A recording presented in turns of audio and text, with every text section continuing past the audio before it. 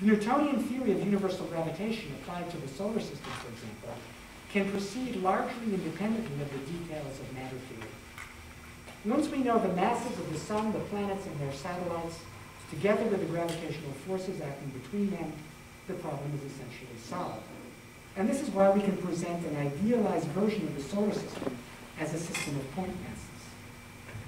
In treating the shape of the Earth, however, or in studying tidal friction, this idealization is no longer adequate.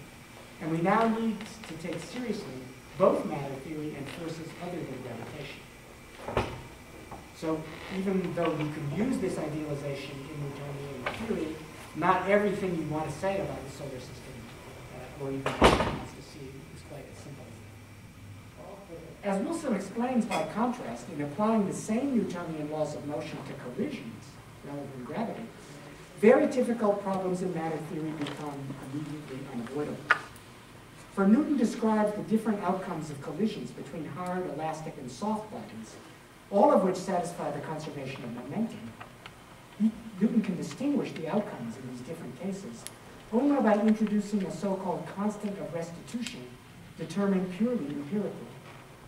And a genuine theoretical description, as opposed to mere empirical measurement of this constant, of what goes on in such cases, as Wilson also explains, quickly entangles us in one of the most complicated facade structures imaginable. Or at least it's one of the more complicated in Wilson's book, which has almost everything imaginable. The revolutionary transition from Newton to Einstein also essentially involved matter theory, as well as the first theoretical articulation of a fundamental force of nature other than gravity. For the problems addressed by Einstein's electrodynamics of moving bodies arose squarely within Lorentz's theory of the electron, explicitly developed Lorentz's theory as an answer to the question of how matter and the ether, that is the electromagnetic field, are related within Maxwell's theory. How do you put matter into Maxwell's theory? In precisely this context, moreover, we face very difficult problems concerning whether the electron was to be conceived as a rigid body, an elastic deformable body, or a point source, problems that are naturally grist for Wilson's mill. Nevertheless, Einstein's own approach to electrodynamics involved deliberately bracketing these difficult problems in matter theory. He aimed to construct what he called a principal theory, rather than a constitutive theory. Here the terminology is confusing because it's the principal theory that's about what I call constitutive principles, and it's the constitutive theory that's about the matter that's put into the framework of these principles. So that's principal constitutive theory, that's Einstein's terminology.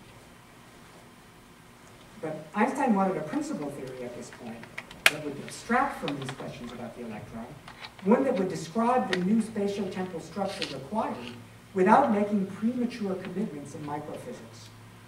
The idea was to determine the new spatio-temporal symmetries, that is, the Lorentz transformations, independently of the rapidly evolving details of matter theory, that is, microphysics, and then to use these symmetries to constrain this development of microphysics. That is, use Lorentz invariance as a constraint on our particle physics. Einstein followed a similar approach in the creation of general relativity.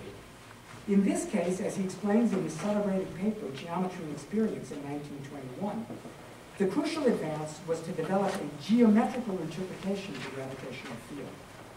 And Einstein successfully arrived at this interpretation by applying the principle of equivalence to a uniformly rotating and thus non-inertial frame of reference in the context of special relativity. So that's the bottom picture.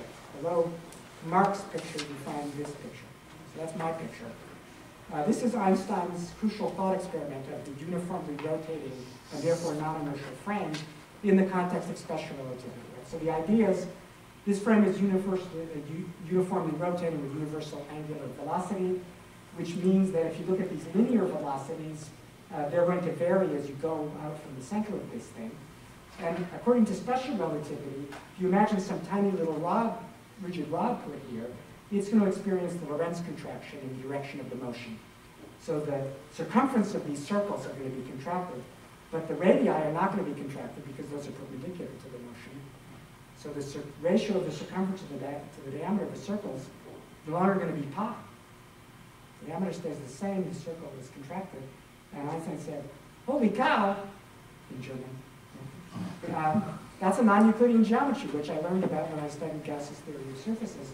So that means, since according to the principle of equivalence, gravity is the same as the kind of forces, like centrifugal force, that happens in a non-inertial frame, like a rotating frame. That's what the principle of equivalence says. That means, well, in a rotating frame, that means you have a non-Euclidean geometry. So that means in certain circumstances, the gravitational field is represented by a non-Euclidean geometry. That's how this idea popped into his head.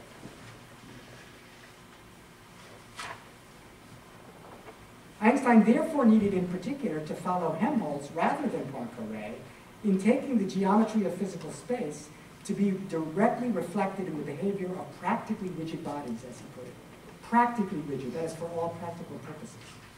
Entirely independently of any theoretical consideration of their actual microscopic constitution.